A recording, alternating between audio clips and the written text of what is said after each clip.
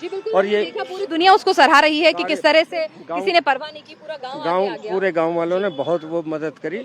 लेकिन ये है कि जितने भी ये होटल हैं या गेस्ट हाउस हैं, जो कानून का पालन होना चाहिए उनमें सब पूरा जो इंतजाम होना चाहिए फायर का इंतजाम नहीं है तो वो होना चाहिए मैडम। मैं तो ये कह रहा हूँ बस। जो फायर का इंतजाम नहीं था तो किसी ने कभी मतलब क्या होता है अगर कोई आता है यहाँ पर और अगर कहता है कि भाई हमें मकान बना रहा है तो कोई रोकने टोकने नहीं आता?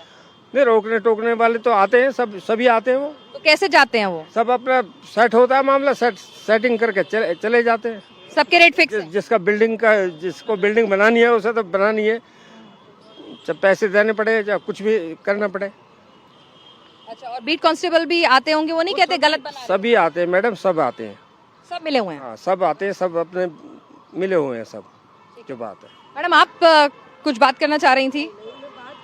जी जी बोलिए ना। ये तो बचाया भी तो हौजरानी वालों नहीं है ना, सबको जितने भी घिर हौजरानी वालों की तारीफ हो रही है, हम तो सिस्टम की बात कर रहे हैं कि जो सारे मकान है आपके पीछे जो दिख रही हैं, जरा कभी खुदा ना खास्ता उनमें आग लग जाए तो कैसे फायर ब्रिगेड का पाइप पहुंचेगा? आप चुप रहेंगी थोड़ी? बताऊं है, आप भी देखो, आप मीडिया वाले हो, देखो बुरा मत मानना मेरी बात का है, आप भी अपने नंबर बना रहे हो, पुलिस भी अपने नंबर बना रही है, जो गए वो गए।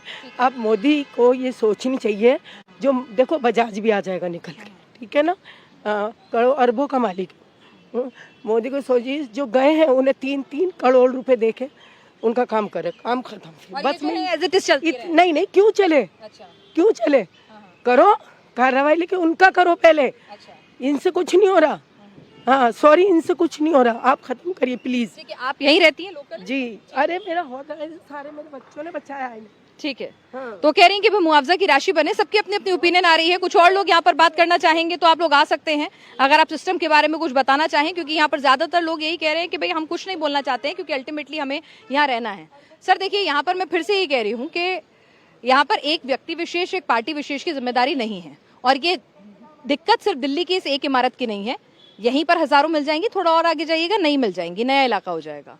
देखिए, लचर व्यवस्था आपके सामने, लोगों की जो ओपिनियन आ रही है वो दिख रहा है, लेकिन बदलाव के लिए सख्ती तो करनी पड़ेगी ना। सरकार की दृढ़ इच्छा शक्ति मजबूत है। सरकार ने कल से, आपने 24 घंटे में देखा है कि किस तरीके से पूरी सरकार लगी हुई है। गृह मंत्री हैं। तो सबसे ज्यादा लंबे समय तक एमसीडी में किसका शासन? देखिए, एमसीडी में शासन सबसे ज्यादा लंबे समय तक, पूछ रही हूँ।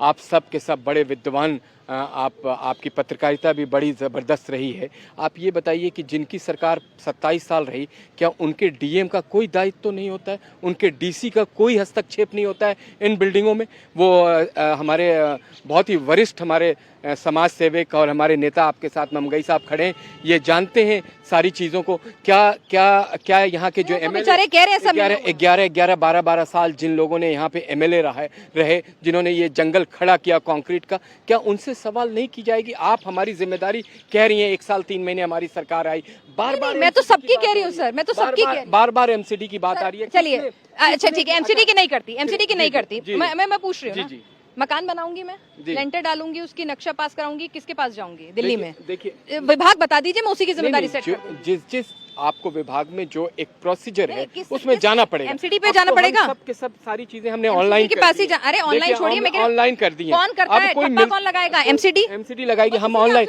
नहीं। तो जो व्यवस्था बनी हुई है उसको तोड़ने में, उसको पकड़ने में, उसको सुधारने में थोड़ा समय दीजिए, और सरकार बहुत संवेदनशीलता के साथ काम करिए। देखिए, अगर संवेदनहीनता होती तो जिस तरीके से आम आदमी पार्टी के अभी प्रवक्ता चिल्ला रहे थे, ऐसा लग रहा था कि किसी ने इनके दुखती रथ पे हाथ रख दिया हो। इनसे सवाल पूछिए कि सोमनाथ भारती यहाँ के लंबे समय तक एमएलए रहे, क्या किया उन्होंने इलाके के लिए? क्या किया बताइए? ये जाल खड़ा किया। मैं यही पूछ रही हूँ कि ये जाल सिर्फ 10 साल में खड़ा हो गया, 15 साल में खड़ा हुआ है दिल्ली, ये जानते हैं। और उसमें एमसीडी में आप कितने दिन रहे? 27 साल में। ठीक है, मैं बार-बार कह रहा हूँ कि सबके रोल को एक बार चाहे आप सरकारें आएंगी, सरकारें जाएंगी, एमसीडी के कमिश्नर, विधायक, पार्षद सब बदलते चले जाएंगे, और ये एक हादसा है और ऐसे हादसे आगे ना हो, इसके लिए कदम उठाने की बात हो रही है। क्योंकि मैं फिर से कह रही हूँ कि दिल्ली ही नहीं, आप देश के दूसरे महानगरों की बात भी कर लीजिए, आबादी और जो हमारा रिहाइश का जो क्षेत्रफल का पूरा अनुपात बैठता है, उसके लिहाज से ये एक मजबूरी है कि कहीं ना कहीं हम देखते हैं कि बड़ी बड़ी इमारतें लीगल तौर पे भी खड़ी हो जाती हैं,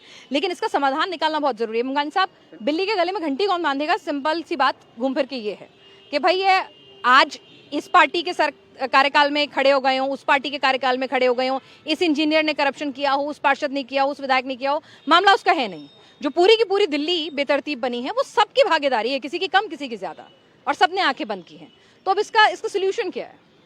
देखिए, ये पैसे क्यों ले पाते हैं एमसीडी वाले और पुलिस वाले? इसलिए ले पाते हैं कि दिल्ली में 55 लाख डवेलिंग यूनिट में से 53 लाख जो है इलीगल है। तो इसलिए ले पाते हैं कि नक्शे पास ही नहीं होते। आप जो अभी कह रहे थे ना, एमसीडी नक्शे पास ही नहीं होते इन एरिया के, और नक्शे पास कराने अगर कोई जाए भी, हिम्मत करे भी, तो जेई और एई एक्शन इतना उसको डिस्करेज कर देते हैं कि काय को 8-10 लाख रुपए बर्बाद कर रहा है, देख लेंगे हम, कर तू काम, कोई दिक्कत नहीं है। तो इसलिए ये मसला, पहली बात तो ये है कि ये अगर आप ईमानदारी से इसकी समीक्षा करनी है तो ये मसला ना तो एमसीडी के लेवल पर सॉल्व हो सकता है, ना दिल्ली गवर्नमेंट के पास तो ना लैंड राइट्स है, ना एमसीडी उनके अंडर है, ना बिल्डिंग बाय लॉस उनके अंडर है, वो डीडीए के और अर्बन मिनिस्ट्री के अंडर है।